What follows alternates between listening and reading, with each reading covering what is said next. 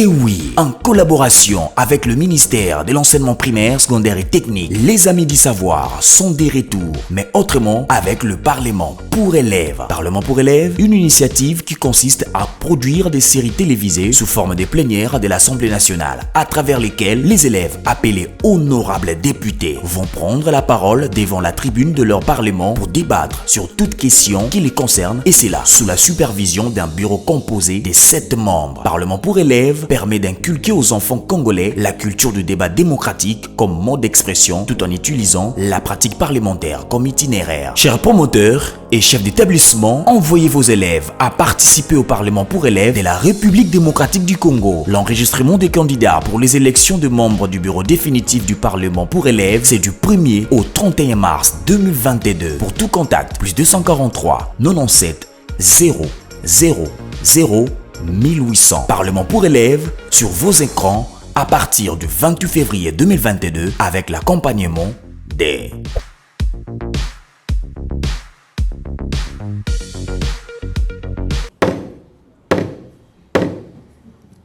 Honorables députés, chers collègues, le quorum étant largement atteint, je déclare la séance ouverte. Honorable rapporteur, vous avez la parole pour nous lire l'ordre du jour d'aujourd'hui. Je vous congratule, honorable président, pour la parole. Honorable président, honorable membre du bureau, honorable député, chers collègues, aujourd'hui nous n'avons qu'un seul point à l'ordre du jour, à savoir motion sur la gratuité de l'enseignement primaire en RDC. Cette motion est initiée par l'honorable Wala. Je vous remercie. Chers collègues, pouvons-nous adopter cet ordre du jour? Qui sont pour?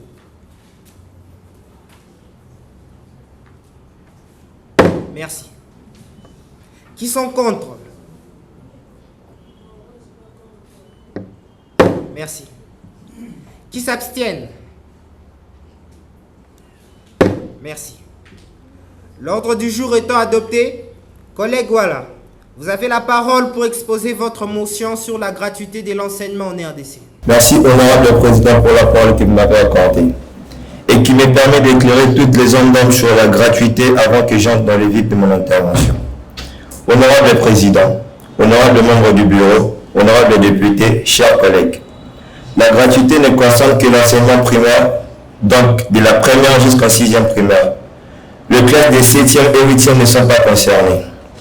Cette précision a été aussi donnée par le ministre de tutelle à la clôture des travaux de Bola Lodge. Son Excellence, Monsieur le ministre de l'enseignement primaire, secondaire et technique, le professeur des universités, Tony Mwaba Kazali. Chers collègues, après cette précision détaillée, je passe alors à l'essentiel. Honorable Président, je remercie de tout cœur Son Excellence, Monsieur le ministre de l'enseignement primaire, secondaire et technique, Tony Mwaba Kazali, pour les efforts fournis jusqu'à fin de pérenniser la gratuité de l'enseignement primaire dans notre pays. Malgré les différentes contraintes qui Visées sur cette initiative salvatrice de Son Excellence, Monsieur le Président de la République, chef de l'État Félix Antoine Tshisekedi Tshilombo. Une initiative qui a permis à plus de 4 millions d'enfants en situation difficile d'intégrer le système éducatif congolais. Chers collègues, je demande à la technique de nous projeter un extrait du briefing dans lequel Son Excellence, Monsieur le ministre de la Communication et Médias, porte-parole du gouvernement, Patrick Mouyaya et son collègue ministre de l'Enseignement primaire, secondaire et technique, professeur Tony Mwaba, avait abordé la question de la gratuité de l'enseignement primaire. Suivant tous. Cette gratuité telle qu'annoncée dans la Constitution depuis 2006 a beaucoup souffert de sa mise en œuvre. Il a fallu attendre 2019 avec l'avènement du président Félix Antoine Tshisekedi Tshilombo que finalement la gratuité a été rendue effective. Elle a été rendue effective. Alors je voudrais quand même corriger ce qu'on entend souvent dans la communication. En tant que ministre du secteur, je n'ai pas la mission de rendre la gratuité effective. La gratuité a déjà été rendue effective. Elle a été sortie de la Constitution, elle a pris corps sur le terrain. C'est vrai que dans un premier temps, elle a souffert parce qu'elle n'a pas reçu où elle n'a pas été accueillie par des acteurs qui étaient déterminés, qui avaient la volonté que cette gratuité soit vraiment vécue pleinement et entièrement. Alors, nous venons, non pas pour la rendre effective parce qu'elle l'est déjà. Nous venons pour chercher à la consolider et à la pérenniser. Pourquoi je l'ai dit? Parce que la gratuité telle qu'elle a été rendue effective, elle a créé le bonheur des uns, en tout cas de la plus grande partie de la population, je parle des enseignants, des écoles, mais elle a aussi créé les malheurs des autres. Je parle bien des malheurs des autres, je vais préciser, c'est pour tous ceux qui tiraient profit du système de prise en charge des enseignants par les parents. Depuis qu'on a décrété la gratuité de l'enseignement, ça a été pour eux une déclaration de guerre. Et c'est ça le vrai problème.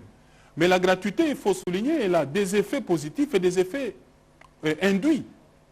Parmi les effets positifs, vous avez les retours dans les parcours scolaires de plusieurs millions d'enfants. Déjà en 2019, il y a eu 4 millions. Cette année, d'après les évaluations, au moins 2 millions d'enfants sont encore attendus dans les parcours scolaires. Il faut aussi compter qu'il y a des parents, je l'ai vécu lorsque je suis allé lancer la rentrée scolaire, qu'il existe, malgré la gratuité, des parents qui continuent à garder les enfants chez eux. Ce qui fait que nous pouvons encore connaître des effectifs pléthoriques en ce qui concerne les retours dans les parcours scolaires. La gratuité a permis également à certains ménages de faire quelques économies, surtout les familles nombreuses. Mais les effets induits sont connus. Il y a eu cette affaire de surpeuplement des classes qui nous appelle, n'est-ce pas, à construire de nouvelles salles de classe, même à construire de nouvelles écoles. Il y a un problème aussi sur la qualité qui n'a pas commencé aujourd'hui, mais il faut faire aussi un focus là-dessus parce que la gratuité devrait marcher de pair avec la qualité.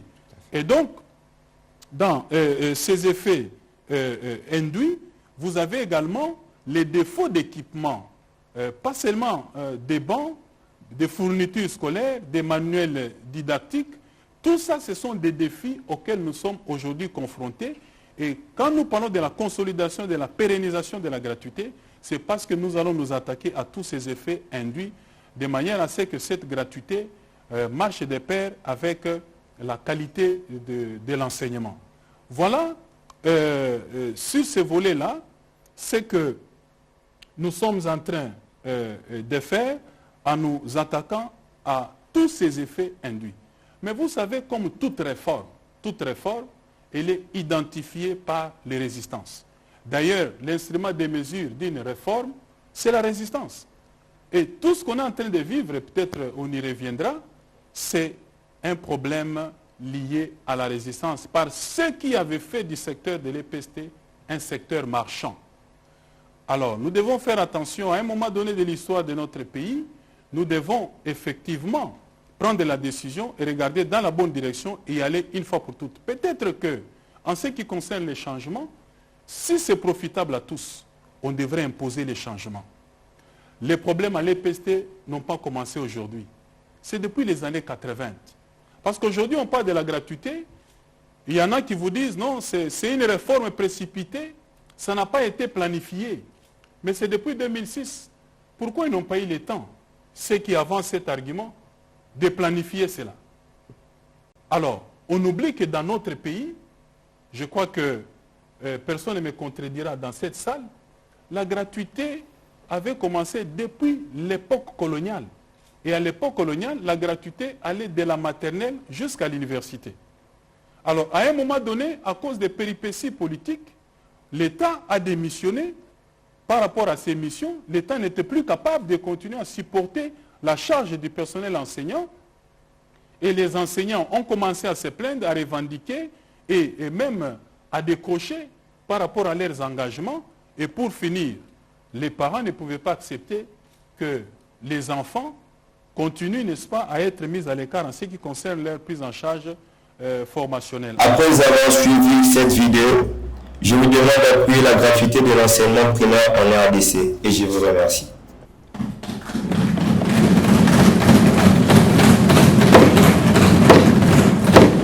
Chers collègues, pouvons-nous nous prononcer sur cette motion? Qui sont pour?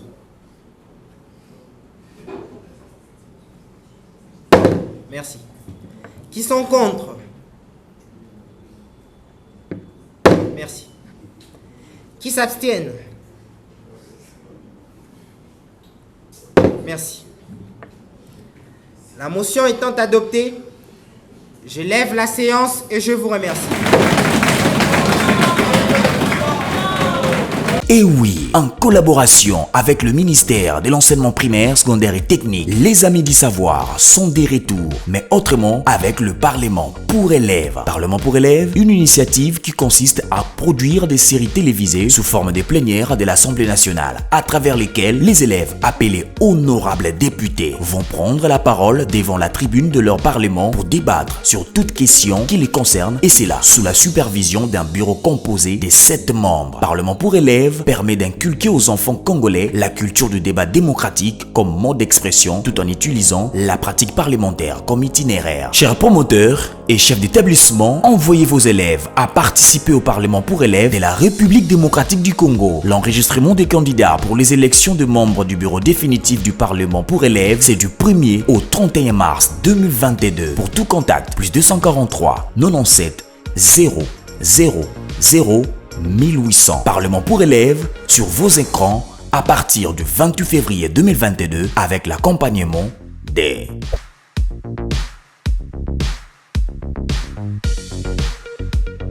Honorables députés, chers collègues, le quorum étant largement atteint, la séance est ouverte. Je donne la parole à l'honorable rapporteur pour nous lire l'ordre du jour. Merci de tout cœur, cher honorable président, pour la parole. Honorable président, honorable membre du bureau, honorable député, chers collègues, aujourd'hui nous n'avons qu'un seul point à l'ordre du jour, à savoir l'interpellation de monsieur le professeur du cours d'anglais, Excellence Teacher. Cette interpellation est l'œuvre de l'honorable Ilamba. Je vous remercie. Chers collègues, passons au vote de cet ordre du jour. Qui sont pour?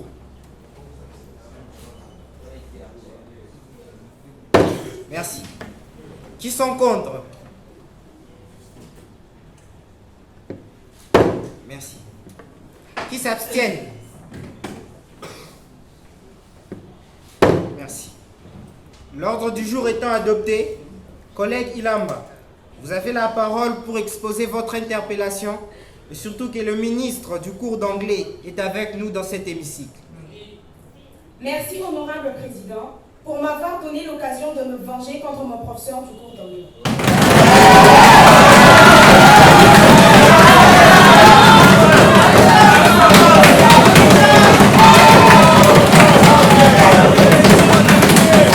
Excellence teacher ici présent. Car, depuis la première CO jusqu'en 6e de l'humanité, j'ai beaucoup souffert au cours d'anglais.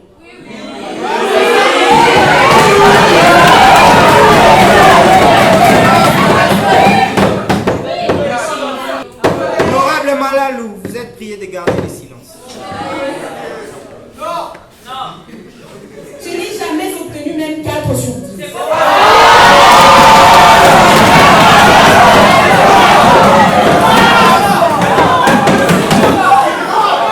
Chère Excellence teacher, je ne veux pas aller de gauche à droite. Je passe à l'essentiel. Excellence teacher, je vous ai interpellé ici pour vous poser un seul questionnement, disposant en questionnaire unique. Mon questionnaire n'a qu'une question, et ma question est composée d'une seule sous-question.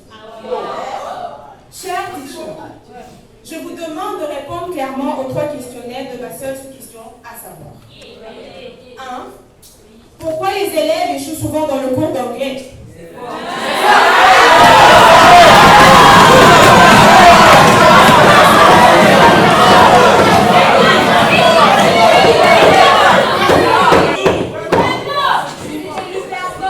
2. Pourquoi à chaque fois que vous entrez dans la salle pour enseigner le cours d'anglais, la plupart des élèves ont sommeil?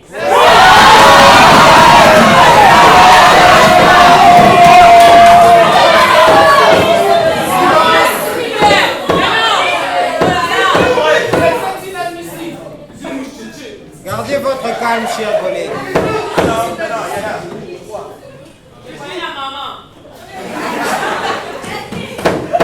Du calme. Cher teacher, qu'est-ce qui fait qu'après avoir obtenu le diplôme d'État, on n'arrive pas à parler l'anglais alors qu'on a étudié cela plus de 6 ans?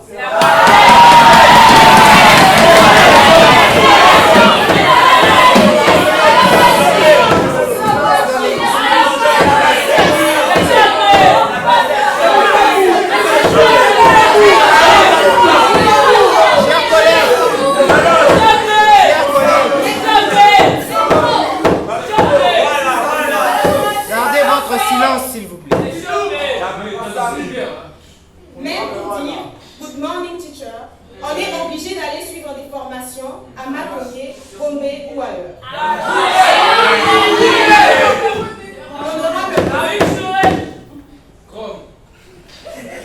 Honorable Président, je demande à son Excellence teacher de répondre à ces 3 questionnaires et j'attends ses réponses avec impatience. Je vous remercie.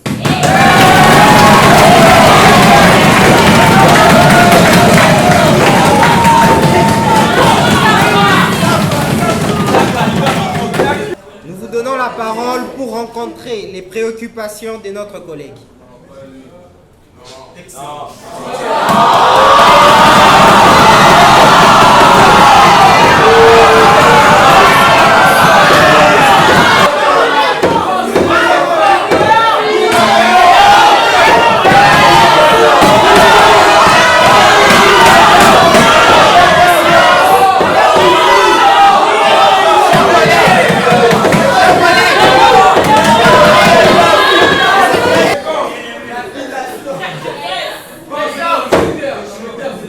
Merci, honorable président. Honorable président. Honorable membre du bureau. Honorable député, chers élèves. Je suis très content.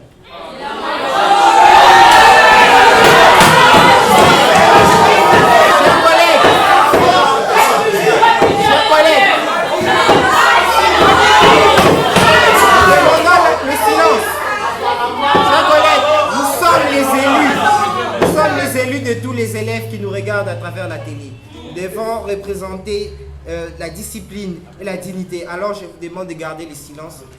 Dans cette...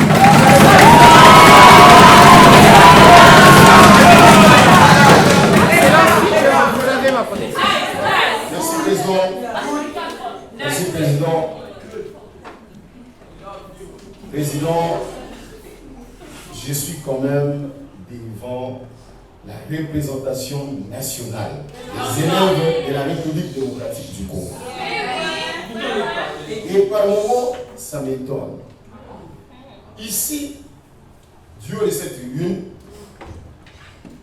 les parlementaires élèves s'étonnent pourquoi ils échouent. Alors que tous les élèves partout nous regardent à travers la République savent que la première des choses, le cours d'anglais est enseigné ici dans notre pays comme une langue étrangère. Ça, c'est la première chose. La deuxième des choses, comme vous le constatez avec moi, au même moment, Monsieur le Président, les élèves se comportent de cette même façon en classe lorsqu'il s'agit du cours d'anglais.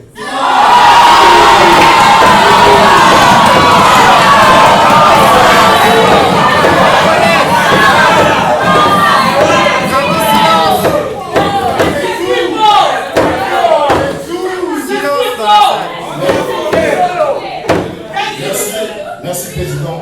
Merci président pour la protection. Merci président.